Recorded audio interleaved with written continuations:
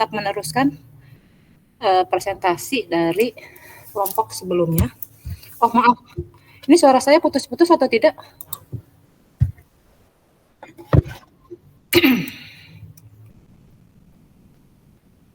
Bentar ya. Oke, baik.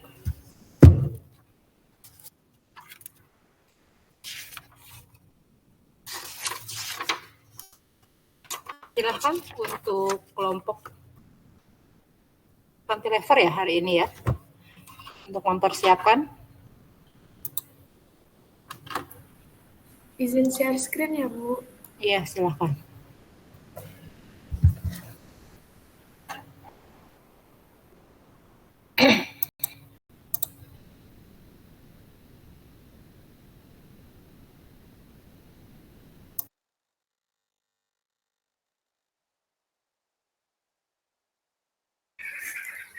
Assalamualaikum warahmatullahi wabarakatuh.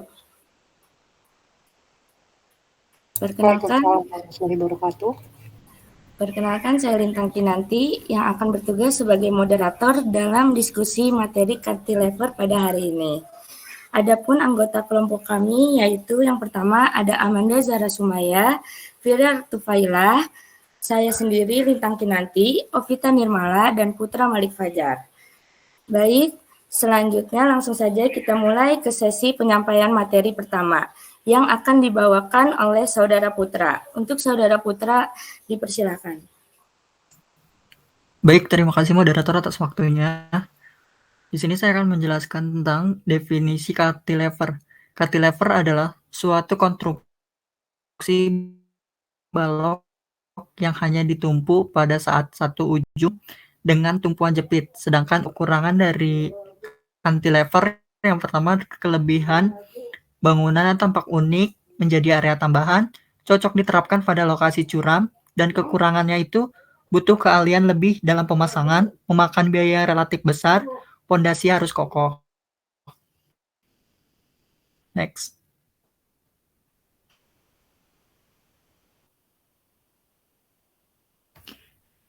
Lalu ada jenis-jenis komponen dan bahan cantilever. Yang pertama itu ada balok struktur cantilever.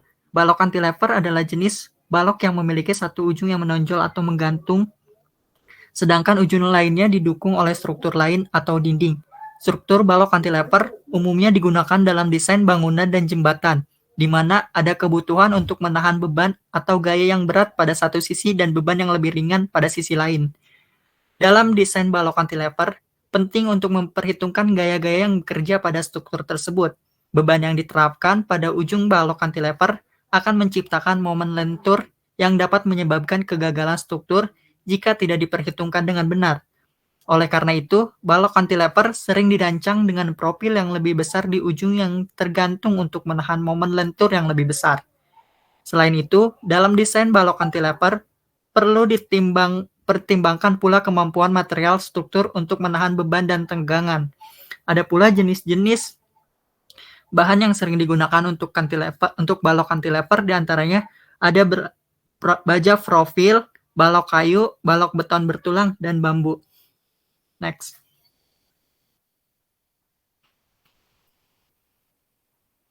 Lalu jenis komponen yang kedua itu adalah plat cantilever.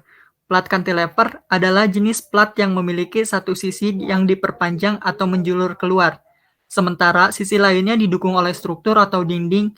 Plat cantilever biasanya digunakan dalam desain bangunan, terutama untuk atap, kanopi, atau balkon, di mana kebutuhan untuk menciptakan ruang terbuka atau penutup yang cantik dan menarik perhatian. Dalam desain plat cantilever, seperti halnya dengan balok cantilever, perlu diperhitungkan gaya yang bekerja pada struktur tersebut, serta kemampuan material untuk menahan beban dan tegangan. Plat cantilever dapat dirancang dengan profil yang lebih tebal atau diperkuat dengan tulang untuk meningkatkan kemampuan menahan beban. Ada pula jenis-jenis bahan yang bisa digunakan dalam plat cantilever. Yang pertama ada plat baja bordes, gelombang, dan sheet flats, core beton atau slab, GRC board, papan kayu, dan bambu. Dan yang terakhir adalah cantilever jembatan. Jembatan cantilever adalah jenis jembatan yang menggunakan balok cantilever Sebagai elemen strukturnya dalam jembatan cantilever, dua balok cantilever saling mendukung satu sama lain di ujung yang menjulur keluar, sementara titik tengahnya didukung oleh tiang atau menara yang berdiri di tengah sungai atau jurang. Desain jembatan cantilever memungkinkan pembangunan jembatan yang panjang dan kuat dengan struktur yang ringan dan elegan. Jembatan cantilever memiliki banyak keuntungan, antara lainnya kemampuan menahan beban yang besar dan daya tahan yang tinggi terhadap gempa bumi dan angin kencang.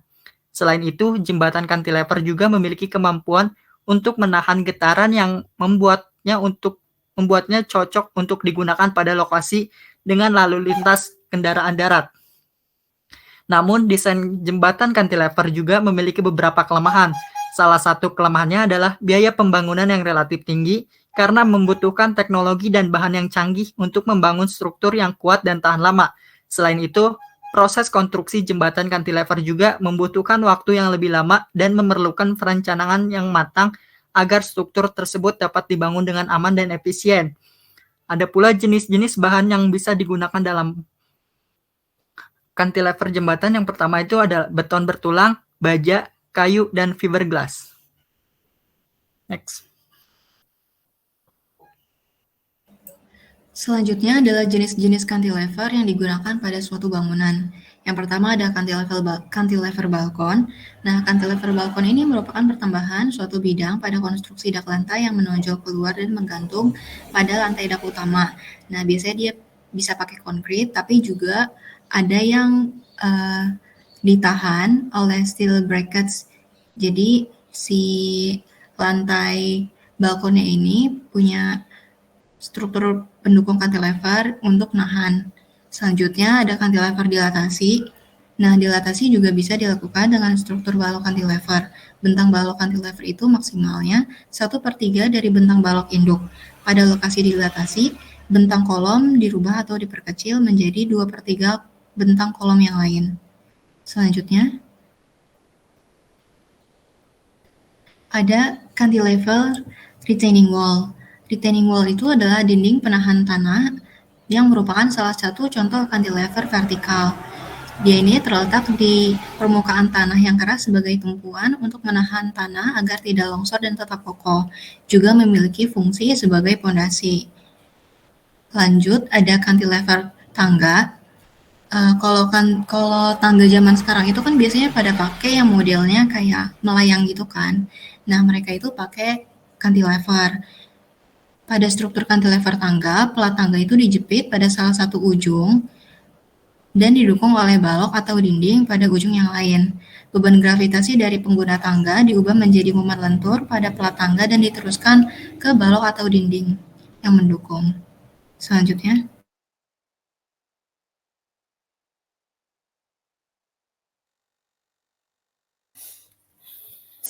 ada cantilever kanopi. Cantilever kanopi adalah suatu elemen bangunan yang menonjol dan keluar dari dinding dengan dimensi tertentu yang bentuknya sangat minimalis. Cantilever kanopi pada umumnya terbuat dari cor beton, tidak memiliki balok, melainkan plat cantilever saja, sehingga bentuknya persis dengan list plank beton. Kegunaannya khusus untuk pintu atau jendela, dengan tujuan supaya tidak kehujanan. Dan ada cantilever fasad bangunan. Cantilever fasad yaitu elemen yang menonjol pada dinding bangunan yang berfungsi untuk menambah estetika bangunan.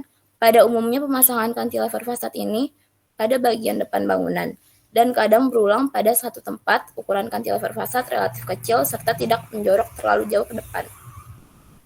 Next. Selanjutnya ada cantilever utilitas. Salah satu contoh cantilever utilitas adalah catwalk. Catwalk untuk utilitas yaitu satu konstruksi yang menggantung pada dinding, struktur kolom atau balok berguna sebagai kelengkapan fasilitas bangunan. Khususnya untuk keperluan maintenance, umumnya catwalk terbuat dari rangka tambah pelat, bilah atau baja perforated. Karena jenis-jenis material tersebut terkenal kaku tetapi ringan. Jenis komponen tersebut misalnya untuk cantilever jembatan, balkon, serta catwalk wajib menggunakan railing.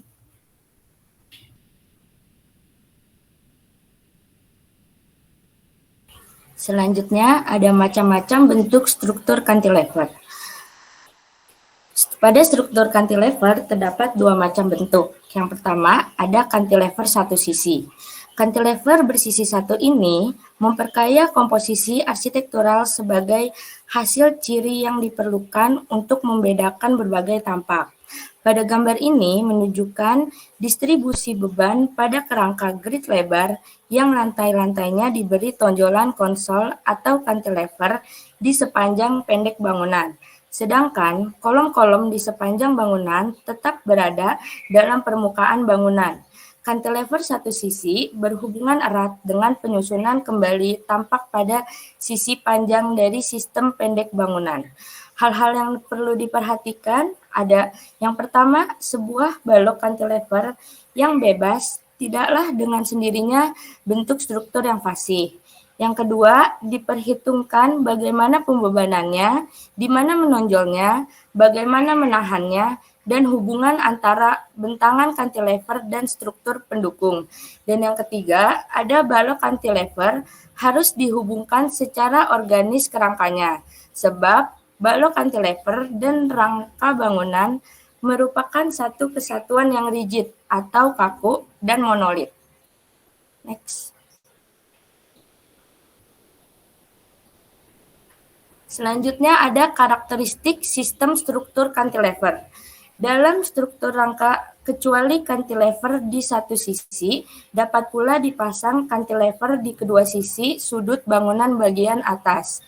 Gambar ini menunjukkan bagaimana cara rangka grid lebar membagi ratakan beban pada kolom-kolom berikut, yaitu kolom sudut. Di sini kolom sudut mendapat bagian beban yang sama di deretan kolom tengah. Pemberian cantilever ini pada grid sempit tidaklah cocok, karena jarak kolom ke arah memanjang terlalu dekat untuk memenuhi keperluan di dalam.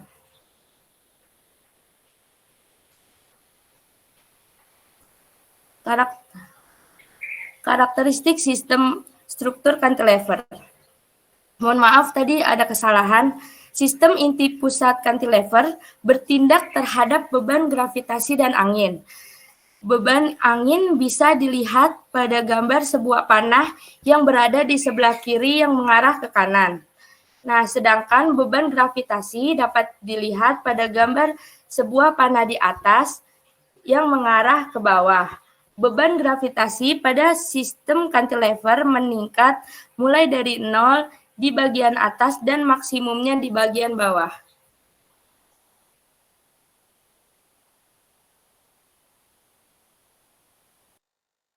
Oke, selanjutnya ada bahan yang biasa digunakan pada struktur cantilever.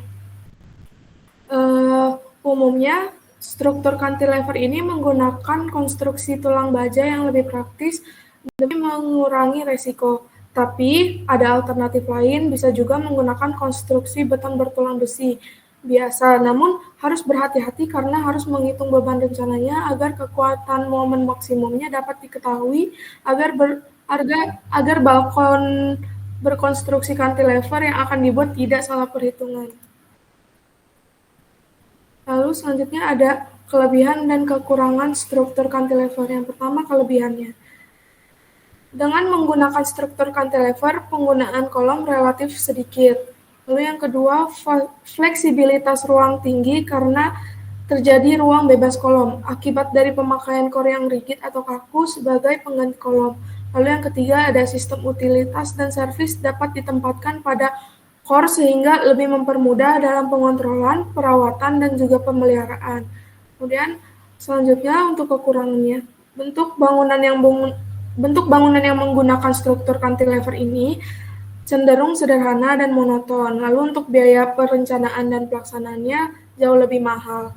Ini disebabkan untuk mengimbangi balok cantilever, maka dipakai material komposit atau balok-balok prestress yang rigid atau kaku.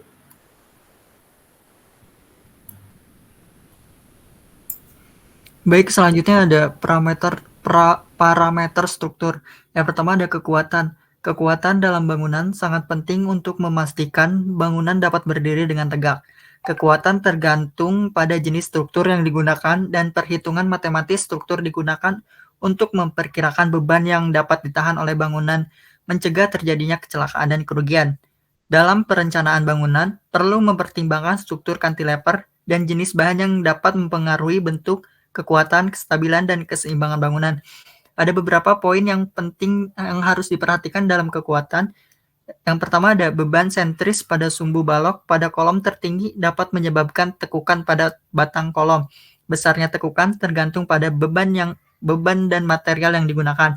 Hal ini juga berlaku pada struktur utama bangunan. Misalnya jika menggunakan cantilever slab sebagai struktur utama, elemen struktur akan bergerak dan menyebabkan reaksi pada partikel struktur cantilever. Poin terakhir ada dimensi yang tidak tepat pada struktur cantilever dapat menyebabkan elemen struktur bergerak mengikuti arah beban luar terjadinya tekukan. Yang kedua ada kestabilan. Kestabilan bangunan dapat dicapai dengan mampu menahan gaya lateral dari luar, seperti angin dan gempa. Untuk mengatasi gaya tersebut, digunakan sistem struktur pada struktur lantai. Untuk menghindari putiran akibat angin, dipasang balok pengikat atau bracing. Pada struktur lantai, bracing horizontal dipilih untuk menahan gaya lateral yang mempengaruhi bidang pengguna. Bracing ini berfungsi sebagai pengaku struktur bangunan. Gaya-gaya diagonal pada bracing akan melawan gaya lateral sehingga total gaya menjadi seimbang atau nol. Oleh karena itu, balok pengikat hanya diperlukan di tepi bidang lantai. Bidang tepi ini berhubungan dengan gaya lateral eksternal. Ada pula poin-poin yang perlu diperhatikan dalam kestabilan. Yang pertama ada jika gaya lateral bekerja sejajar dengan bangunan, maka dapat menyebabkan fluttering atau putiran pada bangunan. Poin kedua, untuk mengokohkan posisi kolom struktur akibat gaya lateral, digunakan balok pengikat yang terhubung dengan balok utama. Dengan cara ini, gaya lateral dapat dihilangkan oleh balok pengikat. Dengan menggunakan metode ini, bangunan dapat menahan beban yang dihasilkan oleh gaya lateral. Parameter dan pertimbangan struktur yang ketiga yaitu keseimbangan. Upaya menciptakan suatu bentuk yang mampu berdiri sendiri yang disebabkan oleh gaya gravitasi untuk dapat menciptakan kondisi yang seimbang dalam menyelesaikannya. Ada pula beberapa poin yang di keseimbangan. Yang pertama ada struktur cantilever adalah bentuk struktur yang tepat untuk bangunan di mana balok berfungsi sebagai struktur pendukung yang ditempatkan bebas pada salah satu ujung dan terjepit pada ujung lainnya. Pada struktur ini, momen terbesar terjadi di ujung bebas. Poin kedua, karena struktur cantilever membutuhkan ruang yang luas dan panjang, serta memiliki ujung yang bebas, kemungkinan terjadinya tekukan akibat beban yang diterima atau dipikul. Untuk menangani hal ini, digunakan kabel baja sebagai pengaku yang dipasang pada ujung bebas struktur cantilever, dengan tiang kolom sebagai pendukung utama atau pengaku bangunan. Poin ketiga, penggunaan material yang tipis cenderung saat menerima gaya tertekan. Oleh karena itu, digunakan kombinasi antara elemen struktur cantilever dengan balok tarik pada ujung kolom dan balok tekan pada bagian tengah kolom sebagai perlawanan terhadap pergerakan elemen struktur. Nah, poin terakhir ada dengan menggabungkan dua elemen struktur cantilever melalui balok penghubung atau tarik tekan diperoleh bentuk struktur yang seimbang. Next.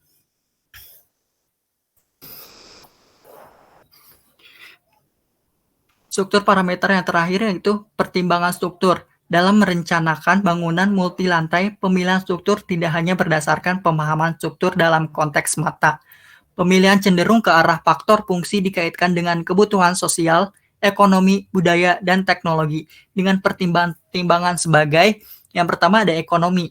Dalam perencanaan bangunan tinggi, para arsitek cenderung lalai dalam menanggapi dan untuk disadari adalah bahwa penentu sistem bangunan tidak boleh sekedar berupa keinginan yang tak berdasar, tetapi harus memasukkan pertimbangan faktor ekonomi secara cermat.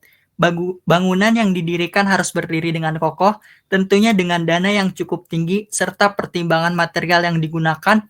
Dalam hal ini, cantilever slab struktur dapat menjadi satu sistem struktur dengan ruang yang luas dan bebas kolom. Yang kedua, ada kondisi tanah. Keberadaan sebuah bangunan tinggi sangat bergantung pada keadaan kondisi tanah, material struktur, sistem struktur, dan juga fungsi geologi tapak. Pada di daerah perkotaan yang sempit, sistem cantilever cocok untuk digunakan karena memberikan area tambahan. Next. Selanjutnya adalah pertimbangan fabrikasi dan pembangunan. Perencanaan prosedur fabrikasi dan pembangunan merupakan faktor penting dalam mempertimbangkan dan memilih sistem struktur serta menjadi pertimbangan untuk menentukan metode konstruksi. Lalu ada pertimbangan rasio tinggi lebar suatu bangunan. Meningkatkan rasio minimum yang tinggi terhadap lebar sebuah bangunan juga harus ditingkatkan. Hal ini disebabkan karena momen lentur yang dipikul oleh core akibat beban bangunan atau di luar bangunan. Lalu mempertimbangkan mekanik. Sistem mekanis yang digunakan dalam merancang itu terdiri dari heating, ventilation, and air conditioner, listrik, lift, pipa air, baik pipa air bersih maupun pipa air kotor. Nah, saluran atau jaringan utilitas ini ditempatkan di dalam core dan dipisahkan berdasarkan fungsinya sehingga tidak mengganggu kenyamanan pemakai. Lalu pertimbangan tingkat bahaya kebakaran. Api sebagai penyebab kebakaran penting untuk dipertimbangkan. Konstruksi bangunan harus memenuhi beberapa hal berikut seperti menggunakan bahan tahan api yang tidak akan terbakar atau menghasilkan asap, pembatasan penjalaran api, sistem keluar yang memadai dan disesuaikan dengan kapasitas dan fungsi bangunan seperti tangga gawat darurat ataupun pintu evakuasi. Lalu sistem peringatan dini terhadap api dan asap, dan sprinkler dan ventilasi. Selanjutnya,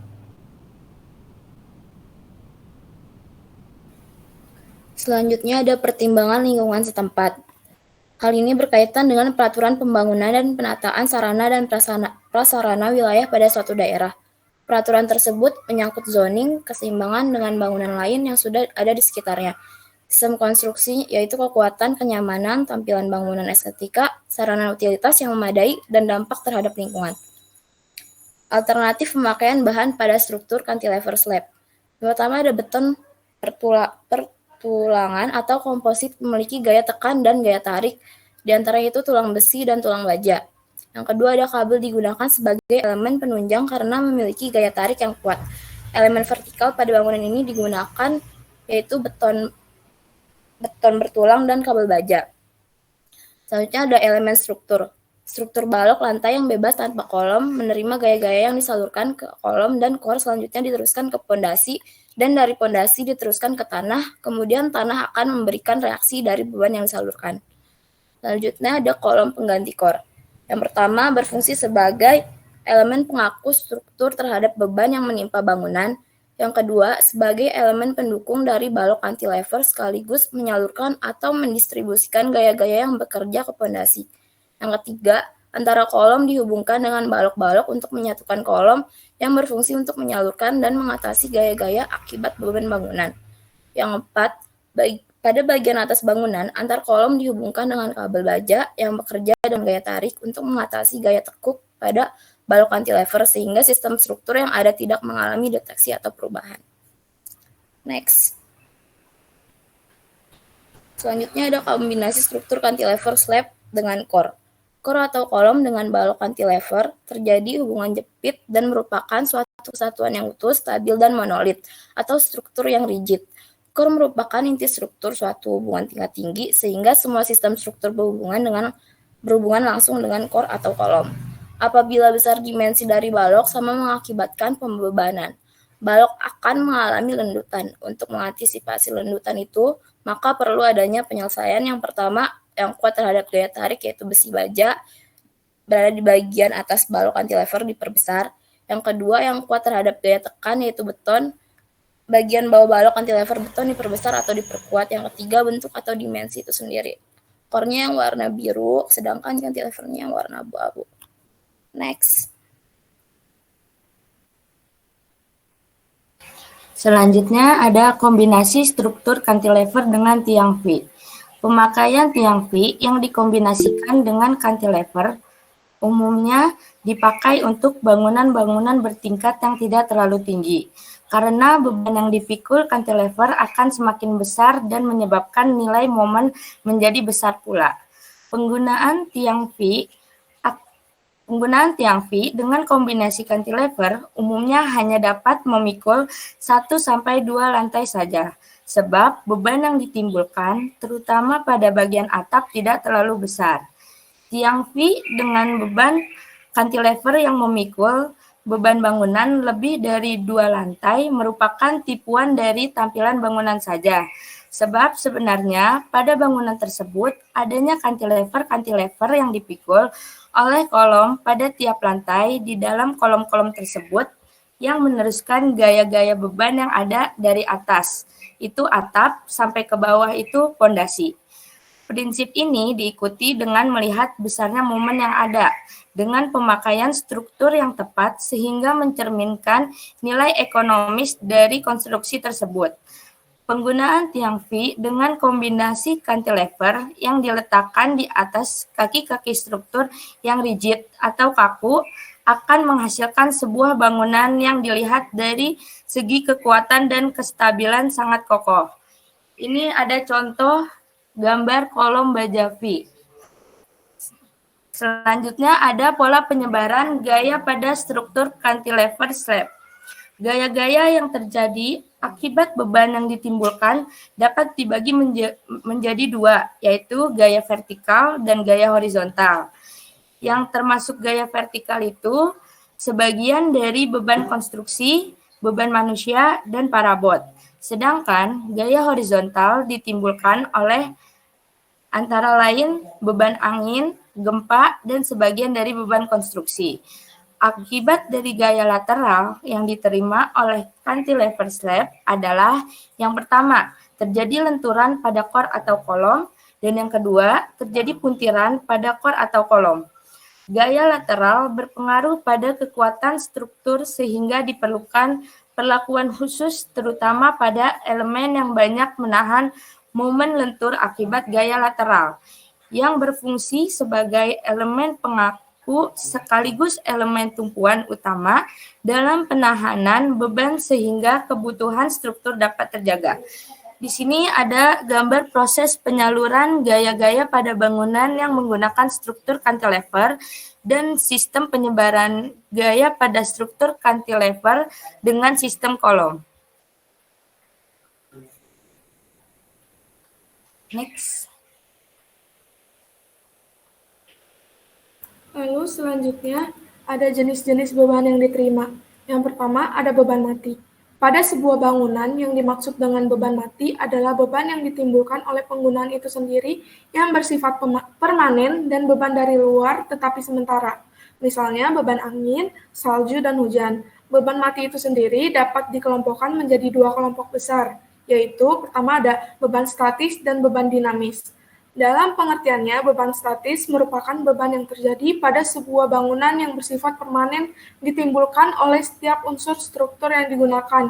Dengan kata lain, beban statis merupakan beban dari bangunan itu sendiri, di mana beban konstruksi terutama yang terjadi pada bangunan tingkat tinggi atau berlantai banyak jauh lebih besar daripada beban konstruksi yang terjadi pada bangunan satu lantai. Sedangkan untuk beban dinamis merupakan beban yang terjadi pada sebuah bangunan yang bersifat sementara.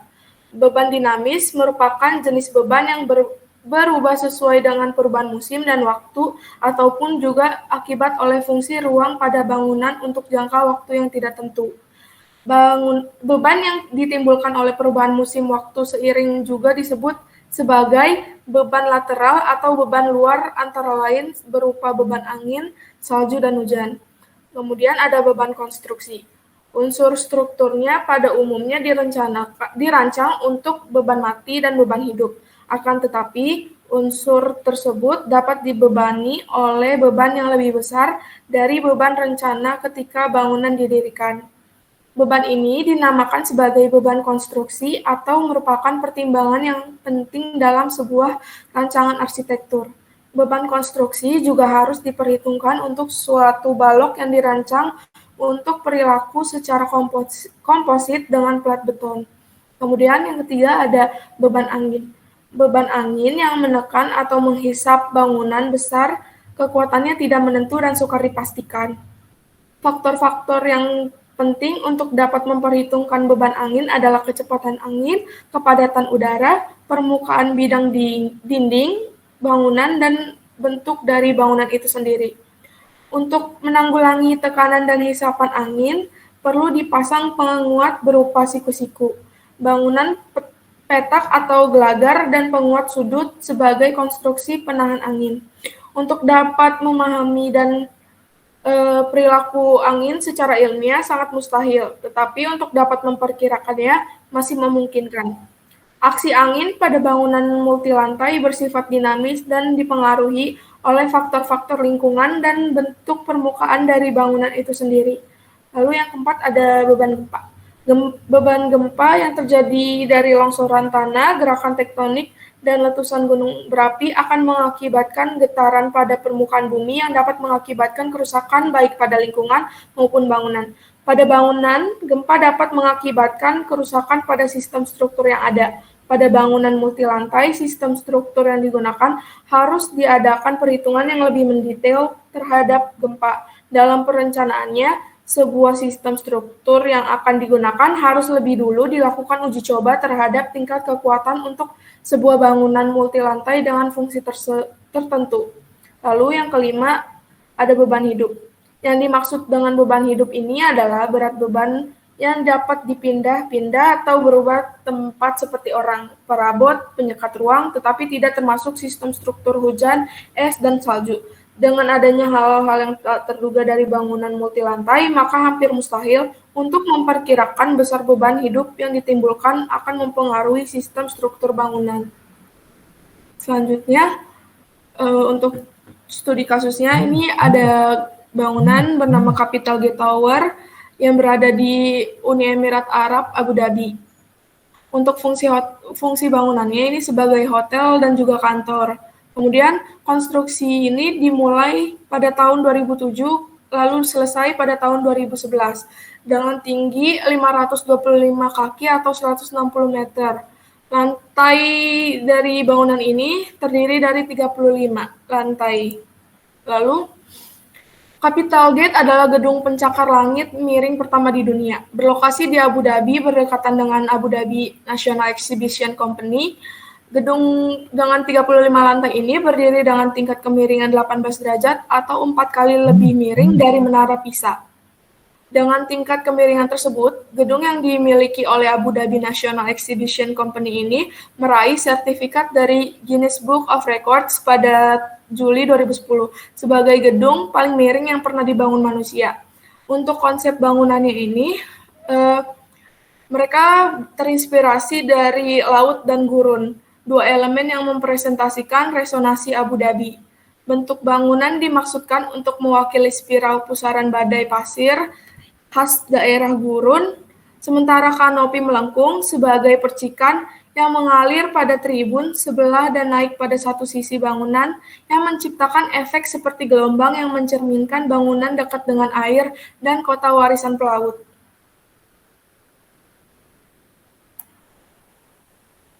Selanjutnya adalah analisis struktur. Yang pertama itu ada pondasi. Karena kondisi tanah dan bangunan Capital Gate, sistem pondasi yang digunakan adalah pondasi deep atau bisa disebut pondasi dalam. Bangunan itu berada di atas jaring baja dan beton bertulang yang kuat yang menghubungkan total 490 tumpukan tiang pancang beton. Tiang pancang tersebut dibagi menjadi dua kedalaman, antara lain 20 meter dan 30 meter. Lalu analisis struktur pada denah.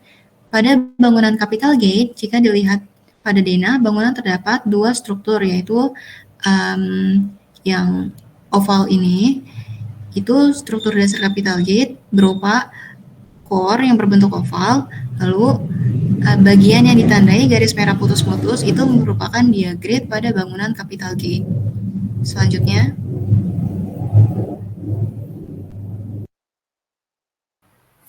Selanjutnya, analisis struktur pada potongan. Yang pertama ada core. Core pada bangunan Capital Gate Tower tidak selalu berada di tengah-tengah bangunan, dikarenakan bangunan yang memiliki kemiringan 18 derajat atau 4 kali lebih miring dari Menara Miring Pisa. Yang kedua, steel diagrid. Steel diagrid sendiri dibagi menjadi dua, yaitu steel diagrid internal yang berfungsi untuk menopang berat 18 lantai dan memiliki bentuk seperti corong. Itu yang garis putus-putus seperti itu. Nah, steel diagrid eksternal berfungsi sebagai sistem penahan beban lateral. Pada bangunan ini, steel diagrid eksternal dikombinasikan dengan material kaca. Kombinasi ini akan menimbulkan pencahayaan yang baik untuk gedung karena kaca akan meneruskan cahaya dengan jumlah yang banyak. Yang ketiga, cantilever. Cantilever menopang beban kolom renang, dan sky lobby, yang mana beban tersebut langsung disalurkan ke core. Next.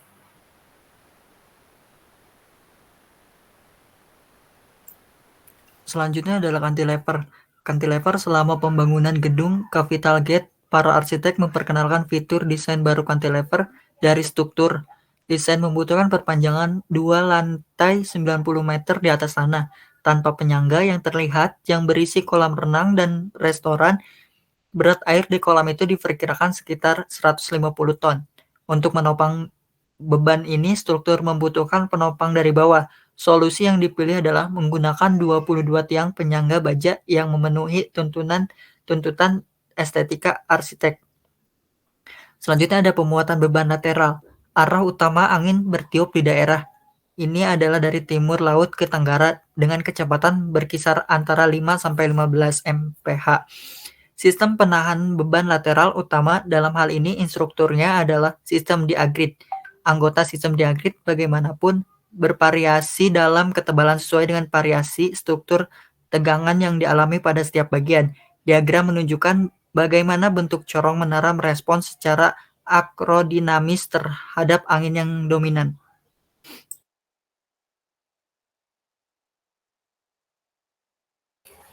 Baik, sekian materi tentang cantilever dari kelompok kami. Selanjutnya kita memasuki sesi tanya jawab. Bagi teman-teman yang ingin bertanya, dipersilakan.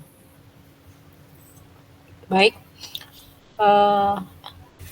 Tadi di kolom chat saya sudah menginformasikan ya. Silakan untuk kelompok berapa tadi saya bilang?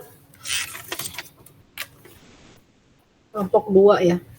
Kelompok 2 dan 3 ya. Silakan.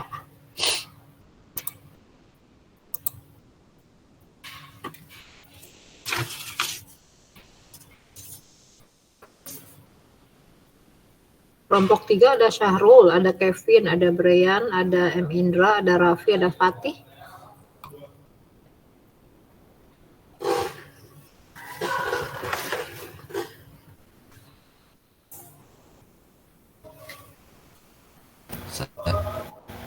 Saya, Bu.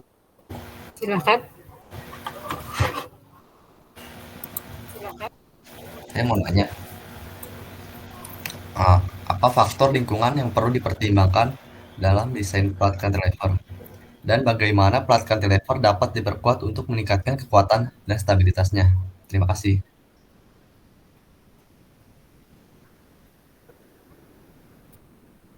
Silakan dilanjut. Saya, Bu. Saya izin bertanya, Bu. Gimana? Kelompok 4 siapa dulu tuh?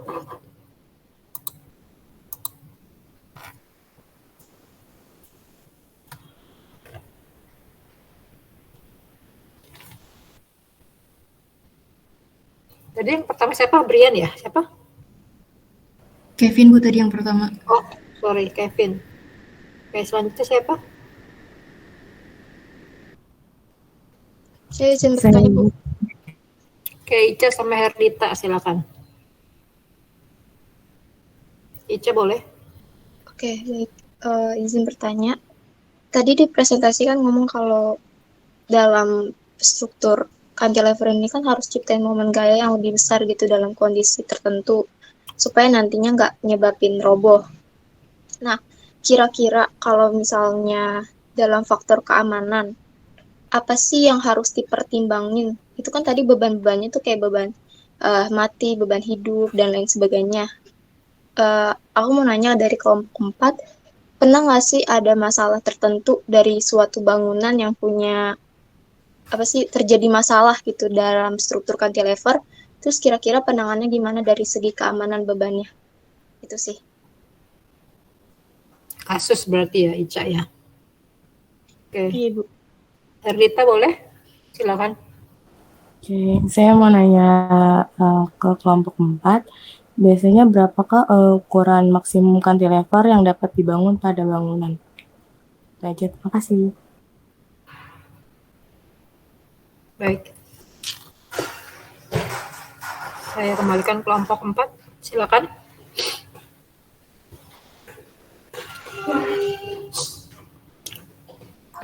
Baik, Bu, minta waktu buat dari diskusi dulu sebentar. Ya, baik, sambil nunggu kelompok 4 ya, saya mau sedikit bercerita untuk bangunan cantilever ini.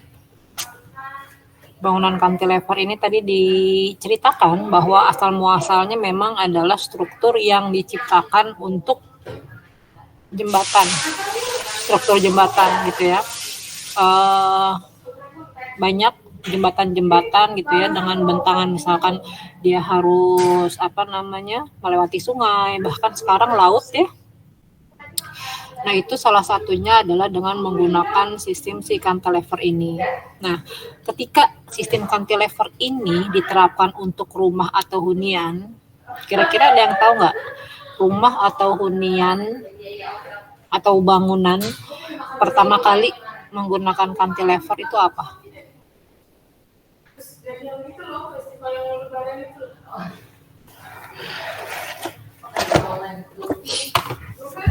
Ya, kalau kamu pernah tahu bangunannya Frank Lloyd Wright, Falling Water, mungkin kalian bisa searching ya. Nah, Falling Water ini diklaim sebagai bangunan pertama yang menggunakan sistem cantilever. Ya, yang paling signifikan ya, kalau nggak salah antara itu kanopi atau lantai 2-nya ya, itu ada satu area yang luas gitu ya, bebas kolom pula yang ada di bangunan tersebut gitu. Dan itu cukup terkenal dan juga mempromosikan ya pengaplikasian sistem cantilever pada bangunan gitu. Itu aja mungkin ya satu informasi lah ya, semoga bisa menjadi tambahan referensi. Nanti kalau misalkan kalian bikin bangunan atau nanti SPA 4 ke depan ya, bikin gedung tinggi, nah itu bisa perdalam referensinya. Dan si Abu Dhabi ini emang luar biasa ya. Kalau kamu pernah tahu daerah-daerah Timur Tengah itu memang mereka itu berusaha untuk bisa memperkenalkan daerahnya dengan bangunan-bangunan spektakuler gitu. Bangunan tertinggi, bangunan termegah gitu ya, Burj Khalifa dulu ketika pertama kali terklaim sebagai bangunan tertinggi juga ada di daerah sana gitu. Dan tadi ya sangat-sangat fenomenal untuk daerah-daerah tersebut, itu banyak sekali bangunan-bangunan yang strukturnya tuh ini ya. Menurut saya tuh strukturnya itu memang kita jadi terbuka lah, kita jadi terbuka. Kalau kamu mengikuti penjelasan kelompok 4 di awal, itu ada satu penjelasan yang menyatakan kalau cantilever ini kekurangannya adalah desainnya cenderung monoton. Nah, itu mungkin terjadi berapa tahun yang lalu gitu ya. Tapi sekarang bangunan-bangunan yang tadi saya sebutkan ya, di Burj Khalifa salah satu contohnya, tapi Burj Khalifa bukan cantilever. Maksudnya untuk bangunan-bangunan yang ikonik sekarang ini gitu ya, cantilever itu juga menjadi salah satu penyumbangnya ya. Artinya struktur pembentuknya yang menggunakan si cantilever ini, walaupun ada juga gabungan dengan struktur yang lain. Jadi untuk model, bentuk, penggunaan struktur cantilever sekarang ini sudah cukup variatif dan juga bisa bersaing gitu ya. Estetikanya dapat dari cantilever ini. Itu ya kurang lebih. Gimana kelompok 4 sudah siap? Saya mau jawab pertanyaan dari Herdita, Bu. Ya, silakan. Tadi kan kita nanya ukuran cantilever maksimum yang bisa dibangun. Nah, dari yang saya baca-baca itu biasanya ukurannya 2-25 meter, tapi ini itu bukan sesuatu hal yang pasti. Karena contoh bangunan dari Beecroft itu dia memiliki panjang 163 meter dan lebar 60 meter pada cantilevernya. Terus juga beratnya mencapai 6.376 metrik. dan menjadikannya atap cantilever terpanjang di dunia. Nah, hal-hal untuk menentukan maksimum ukuran cantilever itu harus dihitung dengan pasti oleh teknik sipil dengan pertimbangan beban mati, beban hidup, beban gempa, beban angin, dan sebagainya. Gitu, Bu. Gimana, Dita? Oke, terima kasih Firya yang menjawab. Berapa tadi yang diketahui maksimal yang pernah dibangun 200? 163 meter, Bu. 163 meter. Iya.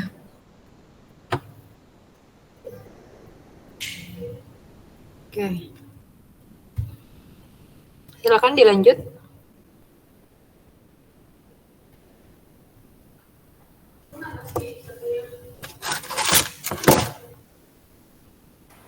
Selanjutnya saya akan menjawab pertanyaan dari Bang Kevin. Tadi, apa faktor lingkungan yang perlu dipertimbangkan dalam desain plat cantilever dan bagaimana plat cantilever dapat diperkuat untuk meningkatkan kekuatan dan stabilitasnya ya tadi. Jadi faktor lingkungan yang perlu dipertimbangkan yang mungkin dilakukan itu yang pertama beban lingkungan. Plat cantilever harus mampu menahan beban lingkungan seperti angin, salju, gempa bumi, atau getaran. Beban ini dapat mempengaruhi stabilitas dan kekuatan struktur. Yang kedua, korosi. Jika plat cantilever terpapar lingkungan yang korosif, seperti udara yang mengandung kelembapan tinggi atau air asin, pelapisan anti korosi dan penggunaan material tahan korosi dapat membantu melindungi plat cantilever dari kerusakan akibat korosi. Yang ketiga, suhu ekstrim. Perubahan suhu ekstrim dapat mempengaruhi ekspansi dan kontraksi plat cantilever yang dapat mempengaruhi kekuatan dan stabilitasnya. Pemilihan material yang tahan suhu ekstrim ini atau penggunaan peralatan perluasan termal seperti sambungan ekspansi dan dapat membantu mengurangi efek negatif dari perubahan suhu. Yang keempat ada kelembapan dan air. Jika plat cantilever terpapar kelembapan atau air, perlu dipertimbangkan penggunaan bahan yang tahan terhadap kelembapan atau pelapisan yang dapat mencegah penetrasi air ke dalam plat. Nah, selanjutnya ada untuk memperkuat plat cantilever dan meningkatkan kekuatan serta stabilitasnya dengan cara mempertimbangkan satu menggunakan material yang lebih kuat, memilih material dengan kekuatan yang lebih tinggi seperti baja berkualitas tinggi atau beton bertulang dapat meningkatkan kapasitas beban dan kekuatan plat cantilever. Yang kedua, menambahkan balok penyangga. Menggunakan balok penyangga pada ujung plat cantilever yang tidak terikat dapat membantu mendistribusikan beban secara merata dan meningkatkan stabilitas struktural. Yang ketiga, menggunakan elemen pengikat. Pemasangan elemen pengikat seperti tali kawat atau batang baja dapat meningkatkan kekuatan dan stabilitas plat cantilever dengan menahan momen lentur yang terjadi. Yang keempat itu menambahkan perkuatan struktural. Memasang tulangan atau serat komposit seperti serat karbon atau serat kaca pada plat cantilever dapat meningkatkan kekuatan dan ketahanan. Sudah cukup segitu Bang Kevin, apa sudah cukup penjelasan dari saya? Vita tuh gerobaknya dibawa lari orang tuh. Ya Bu, Bang Kevin gimana? Iya, sudah cukup. Terima kasih. Ya terima kasih. Oke. Satu lagi.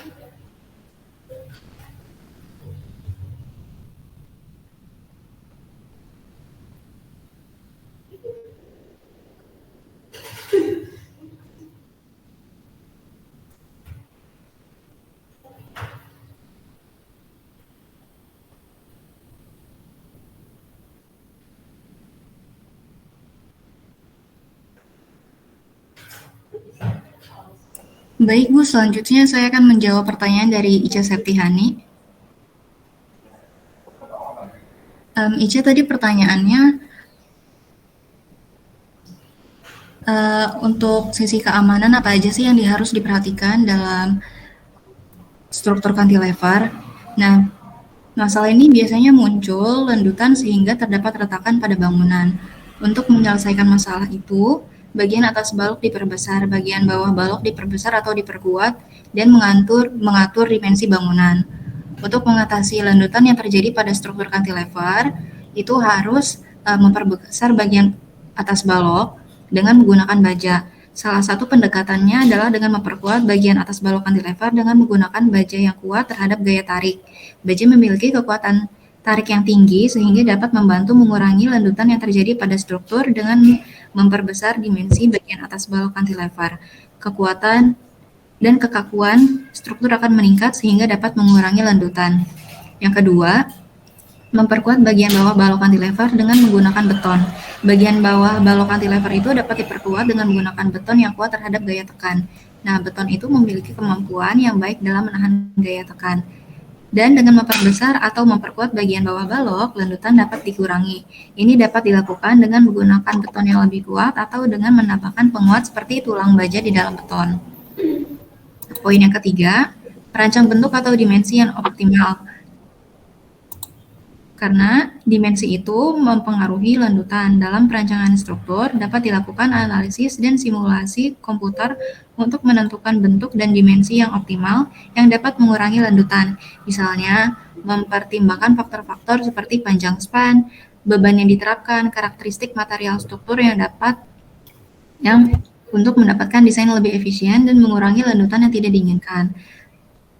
Terus juga penting untuk melibatkan insinyur struktur yang berkualifikasi dalam merancang dan mengatasi kendala struktur pada bangunan cantilever. Mereka dapat melakukan perhitungan dan analisis yang tepat, serta memilih solusi yang paling sesuai dengan kebutuhan dan kondisi spesifik dari proyek tersebut. Begitu, Ica, gimana?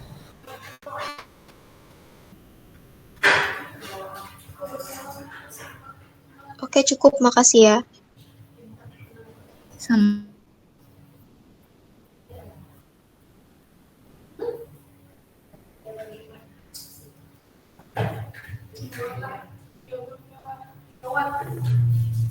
Silakan. Mau dibuka sesi kedua atau bikin kesimpulan aja kelompok 4? Bikin kesimpulan aja, Bu. Ya, silakan. Baik, jadi kesimpulan dari materi hari ini adalah cantilever adalah balok yang satu ujungnya terdapat tumpuan jepit dan ujung lain menggantung bebas. Balok cantilever menahan beban gravitasi, menerima momen negatif pada keseluruhan panjang balok tersebut. Akibatnya, tulangan balok cantilever ditempatkan pada bagian atas atau sisi tariknya. Konsekuensi dari pengaplikasian struktur ini yaitu struktur cantilever harus benar-benar kuat. Hubungan struktur antara bidang penjepit dengan yang dijepit terjadi pada satu pangkal saja. Contoh sederhana dari penerapan konsep cantilever yang paling mudah untuk dijumpai adalah balkon dengan konsep melayang.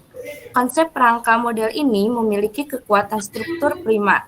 Kolom-kolom yang menjulang ke atas menjadi penyangga yang kuat. Konsep rangka ini dapat mendistribusikan beban pada lantai balkon yang baik. Aplikasi seperti ini sangat tepat diaplikasikan pada balkon berukuran luas. Struktur cantilever cocok diaplikasikan pada balkon dengan bentang pendek, misalnya 1 sampai 1,5 meter ke arah luar bangunan.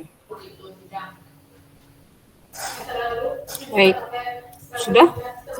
Sekian materi cantilever yang dapat kelompok kami sampaikan. Kurang lebihnya mohon maaf. Wassalamualaikum warahmatullahi wabarakatuh. Waalaikumsalam warahmatullahi wabarakatuh. Baik, terima kasih kelompok 4 sudah membawakan materi tentang cantilever dengan sangat jelas dan sangat lengkap menurut saya ya. Kenapa? Karena dari awal sampai dengan studi kasus gitu ya, itu dijelaskan materi-materi yang menurut saya ini kalau teman-temannya nggak konsen mungkin nggak akan nggak akan ngeh gitu ya apa yang disampaikan. Ditambah lagi itu apa yang ada di depan layar sama yang disampaikan atau yang dibicarakan itu kan beda gitu ya. Biasanya kan kalau kita bikin PPT apa yang ada di PPT itu yang dibaca. Betul ya kelompok 4 ya. Ini kalian punya pegangan sendiri ya untuk penjabaran tiap slide-nya. Betul, Bu. Nah, kalau menurut saya penjabaran itu yang harus ditangkap ya oleh teman-temannya. Semoga tadi tercatat oleh teman-teman yang lain. Baik, ini saya izin ya kelompok 4 ngasih masukan sedikit tentang cara presentasi. Sebetulnya data sudah banyak, data sudah lengkap, tapi menurut saya untuk penyampaiannya strukturnya masih agak sedikit jumping atau lompat-lompat. Jadi saya ingatkan kembali ke kalian, entah itu untuk penulisan, presentasi, penjelasan konsep misalnya kayak gitu. Yang namanya menjelaskan itu dari makro ke mikro. Segitiga terbalik dari yang luas sampai akhirnya dia mengecil atau mengerucut. Nah, tadi saya agak bingung juga adalah ketika kalian menjelaskan tentang jenis-jenis beban itu kok di akhir malahan. Padahal menurut saya jenis-jenis beban ini adalah pengetahuan umum. Ini harus diketahui di awal. Jadi kita mau bikin struktur cantilever, kita harus ngerti dulu. Kita mau ngomongin beban-beban yang mana. Karena dari kelompok 1, kelompok 2, kelompok 3, ternyata kan ada syarat dan ketentuan ya ketika struktur ini dipakai. Ketika struktur ini dipakai, mau nahan beban lateral, mau nahan beban vertikal, atau mau kayak kemarin bracing misalnya gitu ya, dia ada plusnya juga, yaitu dengan nambah ruangan yang bebas kolom, misalnya ini. Nah itu kita harus tahu. Jadi tolong, kalau menurut saya adalah tentang penstrukturannya. Kemudian dari sekian banyak yang disampaikan, menurut saya semoga teman-temannya nggak ini ya, tidak semoga teman-temannya fokus. Kenapa? Karena yang kita bicarakan adalah tentang cantilever slab, itu yang lebih utama untuk bangunan tinggi. Jadi jenis-jenis cantilever banyak. Ya, jenis-jenis cantilever itu banyak. Nah, penggunaan atau jenis cantilever yang menggunakan kolom dan yang menggunakan core itu ada. Nah, yang kita lebih utamakan adalah yang menggunakan core. Pembahasan cantilever slab ini yang menggunakan core itu adanya di akhir-akhir. Jadi semoga teman-temannya fokus tadi apa yang disampaikan. Dari sekian banyak itu ada yang menjadi ilmu pengetahuan umum, ada juga yang menjadi acuan kita atau topik kita di SK3.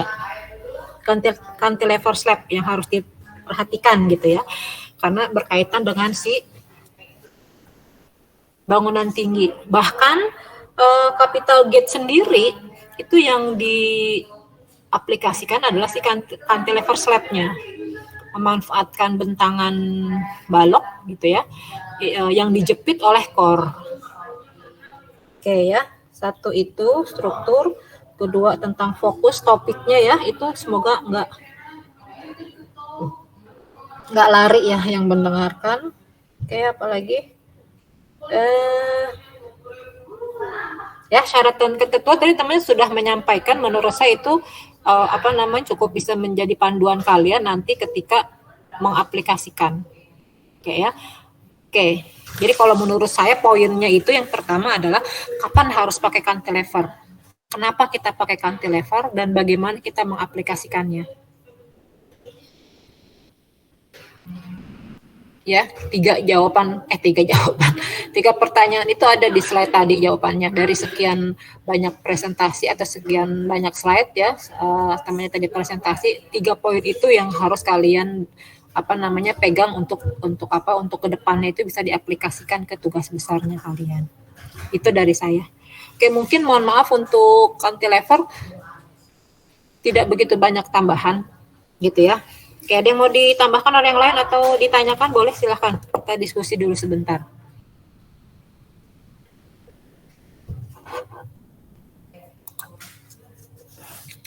Saya mau ngasih pertanyaan ini ya, iseng-iseng berhadiah.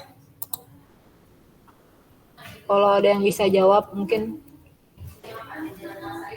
saya kasih nilai atau poin 60. Tadi disebutkan temannya itu menyatakan kalau struktur cantilever ini cocok digunakan di area perkotaan. Kenapa? Saya izin jawab, Bu. Silakan, Dian.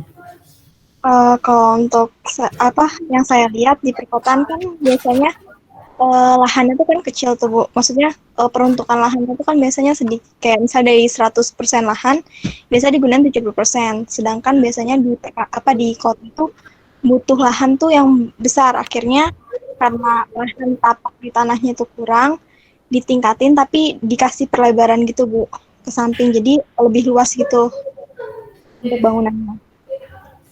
Cantilever. Kalau pakai suspen, gantung bisa nggak? Bisa juga Ibu. Jadi bukan hanya si cantilevernya aja ya sebetulnya yang cocok untuk perkotaan. Betul. Sorry, kalian belum kerja praktek ya? Belum, Bu. Belum dapat ya. Baik. Oke, makasih Dian, tapi menurut saya masih sedikit kurang pas. Oke, Bu. Oke. Lagi yang lain? Saya izin share screen ya. Kita iseng-iseng aja nih.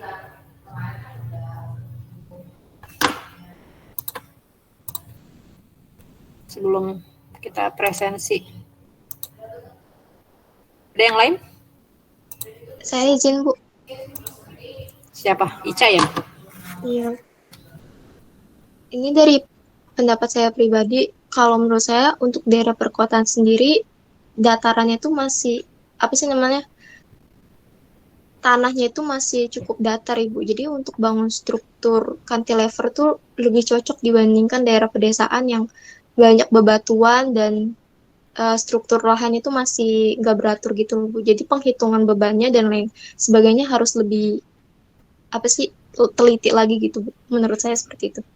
Oke, Cak. Tapi kalau misalkan tadi kita ikutin dari presentasi kelompok 4, kayaknya yang dijadikan pegangan itu bukan kondisi tanah, tapi beban.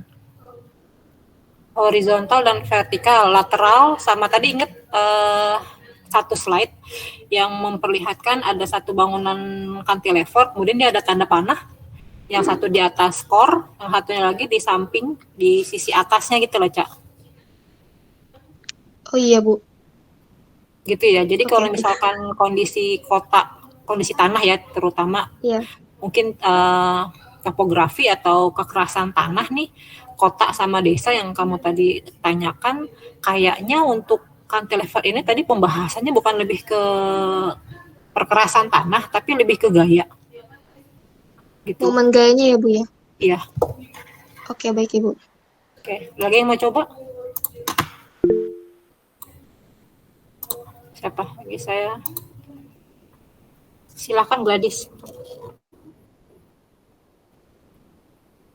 Iya, silakan.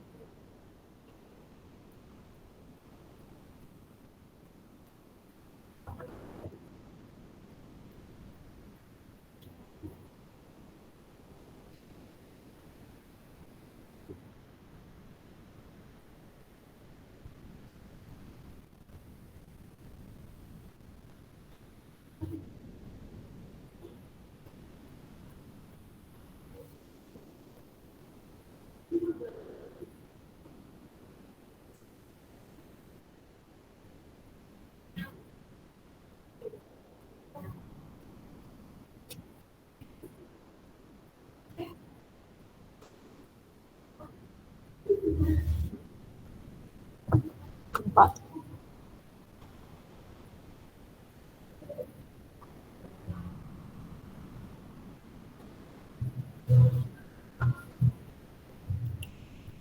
Ya, makasih Gladys. Gladys, kalau kita bicara gempa, daerah gempa itu kan secara zonasi sebetulnya sudah bisa diprediksi ya, Gladys. Kayak misalkan Jepang misalnya kayak gitu ya, misal gitu ya, Jepang. Kenapa sih dia jadi zona atau daerah yang sering gempa misalkan kayak gitu. Atau kalau misalkan Sumatera Barat juga itu dia tingkat gempanya tinggi. Biasanya daerah-daerah tersebut berada di kawasan-kawasan yang dekat misalkan gitu ya dengan zona gunung berapi yang aktif misalnya kayak gitu. Atau dia berada di kawasan, kalau sekarang tuh kita sering dengar adalah dia berada di kawasan pertemuan antar lempeng bumi misalkan gitu, karena kan kita ini secara apa sih nama ilmunya, apa, kita tuh sebetulnya nggak rigid di bawah tuh, kita lempengan bumi ini terus bergetar kan, bergerak kan gitu ya Gladys. Nah, ketika menyebutkan bahwa kota itu rawan gempa atau tidak kan sebetulnya ada spesifik khususnya ya. Kalau misalkan saya bilang perkotaannya itu ada di pesisir misalnya kayak gitu, mungkin bukan gempa yang menjadi ini, bukan gempa yang menjadi permasalahan utama, tapi angin kayak Hong Kong. Hong Kong itu daerahnya, kawasannya itu dia itu rawan angin. Kenapa? Karena berada di pesisir. Tapi itu kan Hong Kong padat banget ya. Padat banget tuh Hong Kong, itu perkotaan gitu. Gitu ya. Jadi tadi tentang gempa oke, tapi ketika kita ngomongin perkotaan belum tentu juga gitu. Bisa juga kalau pedesaan itu berada di lokasi yang rawan gempa, bisa juga gitu maksud saya Gladys. Oke. Tuh ya tadi Gladys bilang merumuskan dari teman-temannya yang lain gitu. Saya mau menambahkan. Jadi yang tadi teman-temannya sampaikan bisa saja terjadi, tapi kita harus lebih menganalisis lagi tentang spesifikasi tadi lokasinya, kalau itu ngomongin tentang gempa atau misalkan tadi gayanya misalkan gitu ya. Kemudian tadi kalau tanah ya belum tentu juga karena tadi dia adanya di mana itu harus spesifik. Tapi yang mau saya ajak berdiskusi atau berpikir adalah tentang perkotaan. Notabene yang namanya kota itu kan dia padat ya. Padat kanan kirinya itu pasti sudah penuh oleh bangunan atau gedung-gedung. Oke, kalau kalian perhatikan tadi ketika temannya itu menyampaikan tentang, ada yang nggak tentang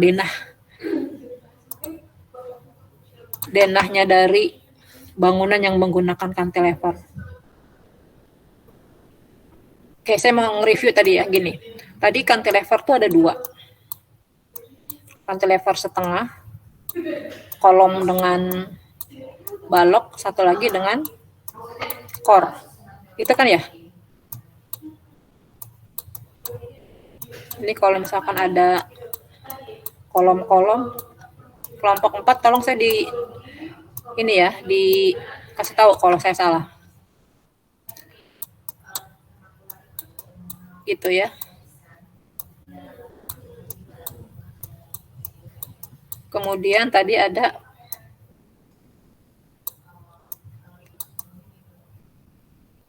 masih ingat nggak? Jadi ada kolom, kemudian ada, jadi kata kuncinya dari kesimpulan itu adalah ada konstruksi jepit di sini. Gitu ya, ada konstruksi jepit di sini. Gimana caranya si balok ini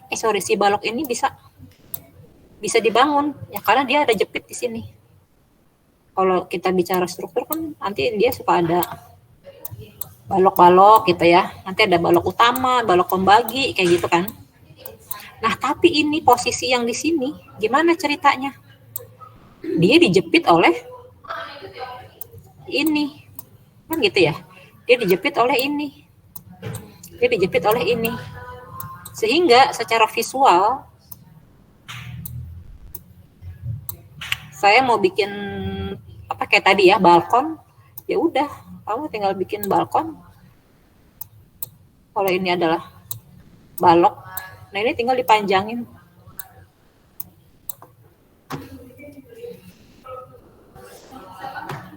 Gitu ya. Ini adalah si baloknya. Nah, posisi ininya adalah ini. Jepitnya, ini jepit. Mektek ya, diingat ya mekteknya. Jadi dia ngejepit di sini. Nah, satunya lagi adalah tentang slab. Nah, si slab ini, kalau kamu ingat denahnya, ini ada core. Kemudian baloknya di mana? Baloknya di sini.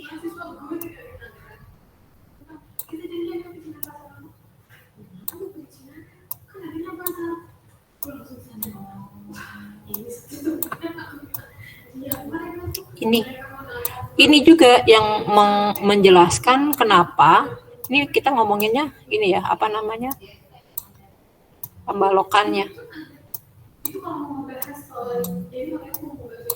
Sehingga apa? Sehingga di sini dia bisa bebas kolom. Kalau yang umum kan biasanya di sini nanti ada ini lagi ya. Ada apa namanya? Balok lagi nih. Kemudian nanti dia ada pembagi lagi kan gitu ya. Ini akan menerus ke bawah. Kan gitu ya, akan menerus ke bawah. Sehingga kalau gambarannya dituruninnya adalah ini ada core, ini ada lantai 1. Lantai 1 kan dari atas, lantai itu di bawah.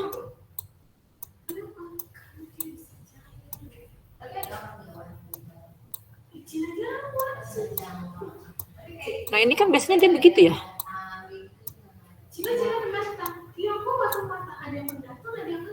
Ini loh si kolom-kolom ini pertemuan ini adalah ini representasi dari dia. Kan gitu ya. Nah kalau kita detail kan sebanyak ini kolomnya. Terus kalau kamu bikin balkon di luar, ini keadaannya.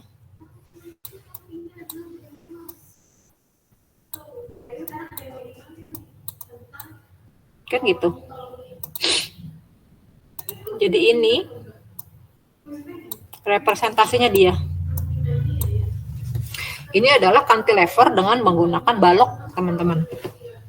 Yang kita maksud adalah cantilever dengan menggunakan slab, memanfaatkan core. Tadi saya sebutkan itu. Ya, fokusnya ke sana. Nah, kalau yang menggunakan core yang kayak apa? Ini. Sisi yang sebelah sini. Ini adalah core-nya. Ya, ini adalah core-nya. Lantainya begini. Kenapa tadi dijepit? Karena layaknya seperti ketiaknya kita.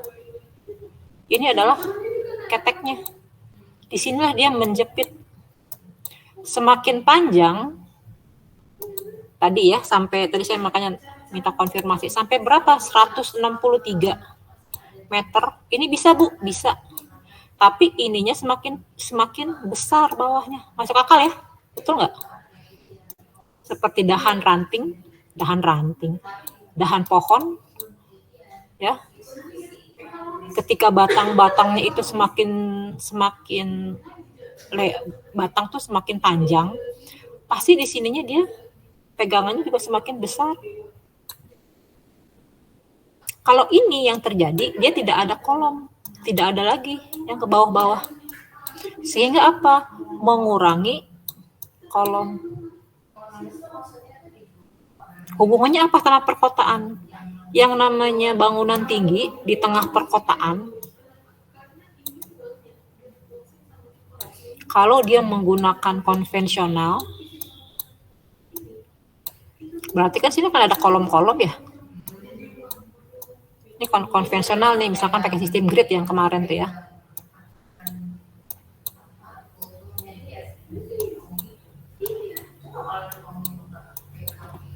Coba bayangkan, ada berapa kolom di sini?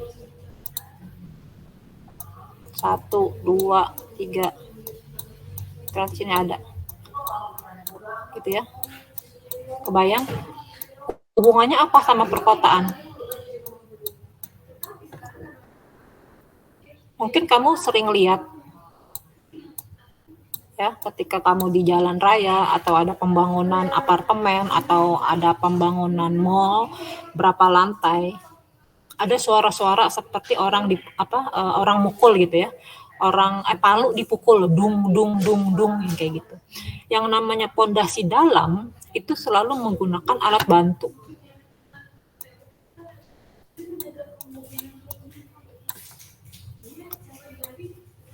Ini pondasinya.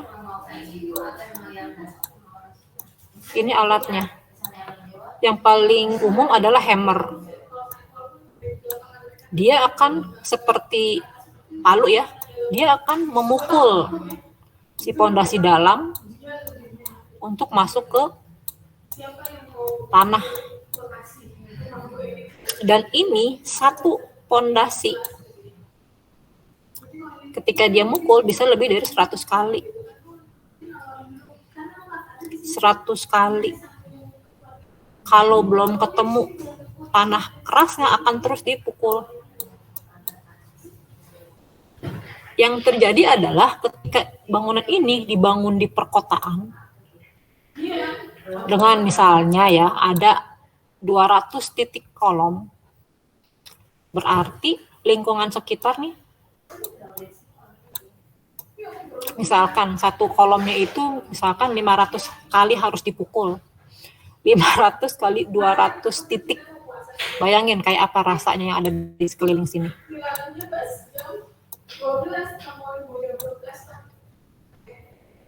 Kemudian getaran ketika ini harus dipukul.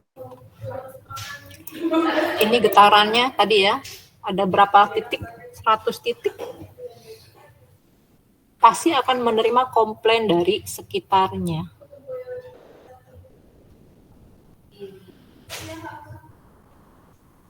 Kerapatan perkotaan tadi saya sebutkan ya, kalau di perkotaan itu, kenapa disebut kota, kenapa disebut desa? Biasanya komposisi ruang terbukanya yang berbeda. Salah satunya ya, kalau di kota dia lebih rapat. Ketika dia lebih rapat, dia itu tadi ya, sini lebih rapat, jarak lebih dekat ke konstruksi kita. Ada yang pernah ngalamin kayak gitu? Mungkin kamu lagi jalan, tiba-tiba, itu ngapain sih berisik banget? Oh, lagi ada proyek. Lagi pengerjaan struktur bawah. Kolom pondasi. Nah itu, kalau dia menggunakan cantilever, kalau dia menggunakan cantilever, dia hanya perlu untuk ini. Pembangunan si ini saja.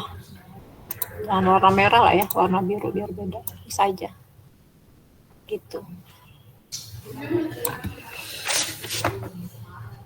Oke. Itu dari saya. Ada yang mau nambahin?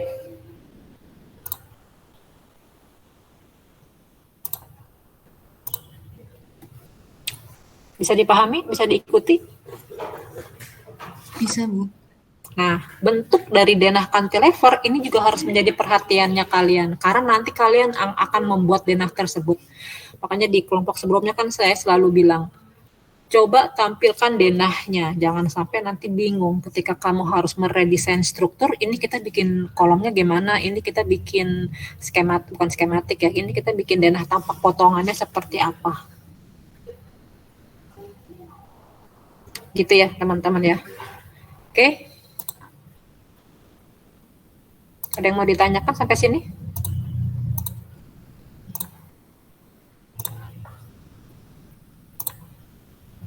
Ibu izin bertanya. Oh iya, silakan. Ibu tadi kan pas yang di bagian itu kata Ibu kalau misalkan cantilever ada kayak penjepitnya itu tuh Bu. Iya. Nah itu waktu itu saya pernah dengar dari Pak Hito kalau misal di bagian itu kadang harus dikasih balok konsol gitu atau nggak balok cantilever gitu. Iya. Selain itu ada lagi nggak sih Bu jenis-jenisnya? Kalau kita mau bikin cantilever area lantai yang bebas kolom. Ya, untuk bagian penyangganya itu Bu, yang di dekat dekat kolom penghubung balok dengan kolomnya, penghubung balok dengan kolom atau balok dengan si core-nya gitu. Itunya. Selain apa? Selain balok konsol, terus sama balok cantilever. Selain kolom. Balok konsol Bu, balok konsol. Kemarin sih itu. Kalau balok konsol itu kan dia coba saya share screen lagi ya, biar kita sama mikirnya. Iya. Mana tadi?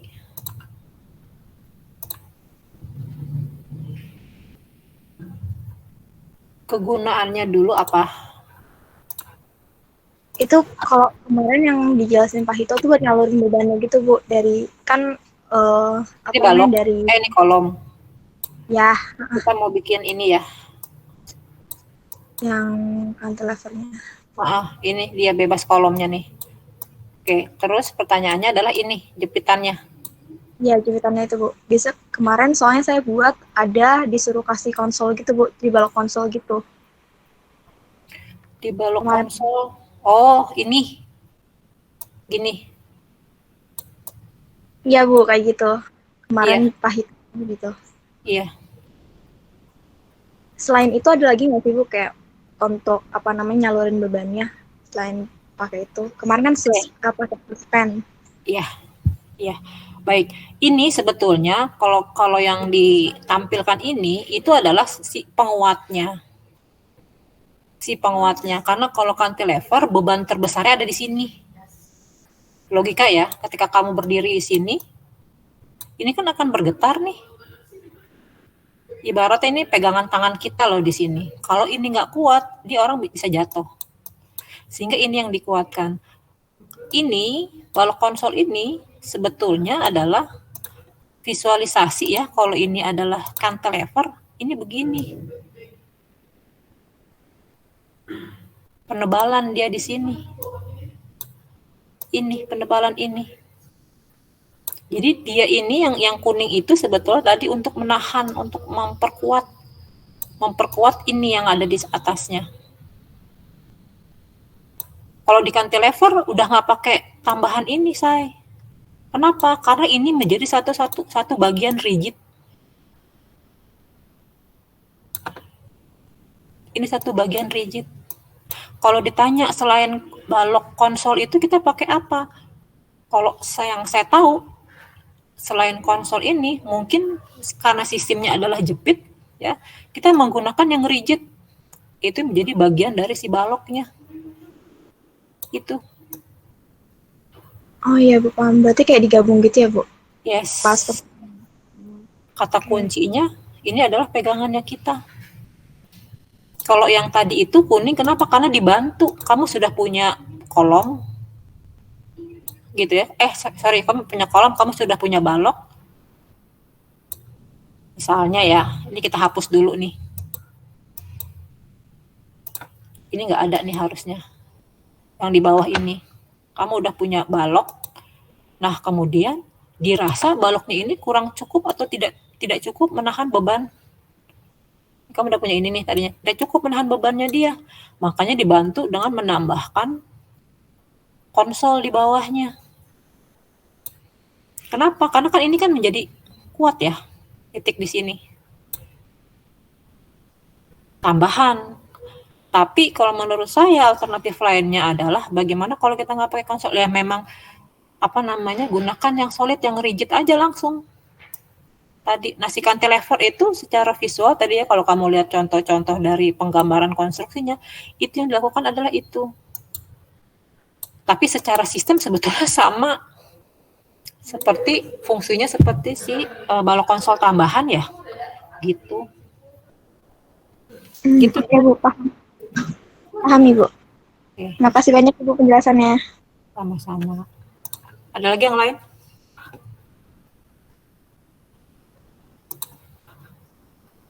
Oke, kalau nggak ada boleh dipasang kameranya. Kita akhiri dengan presensi.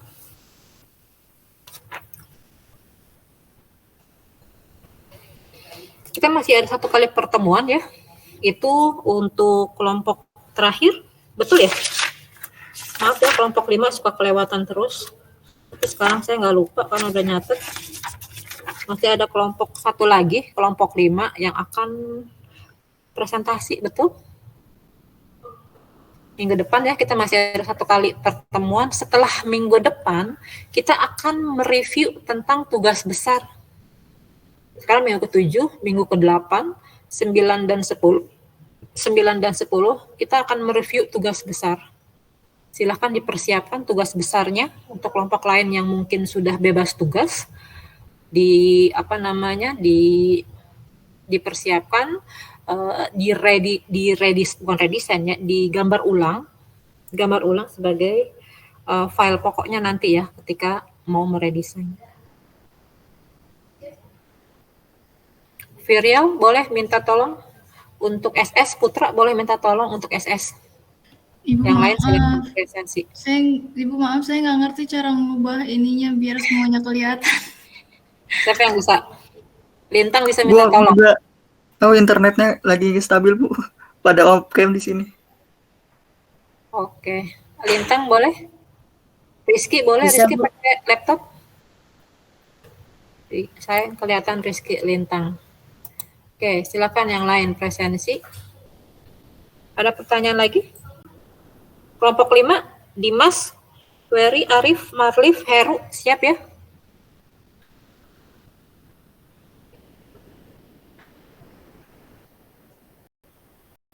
Baik.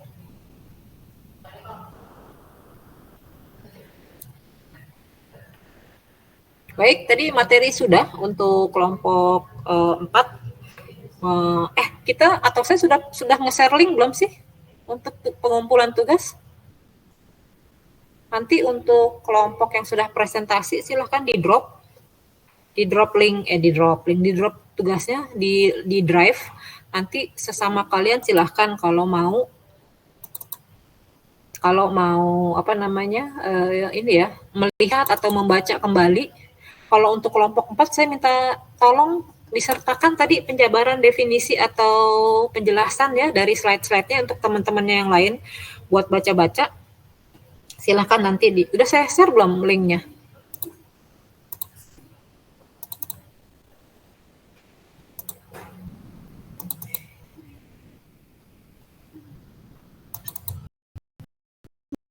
Linknya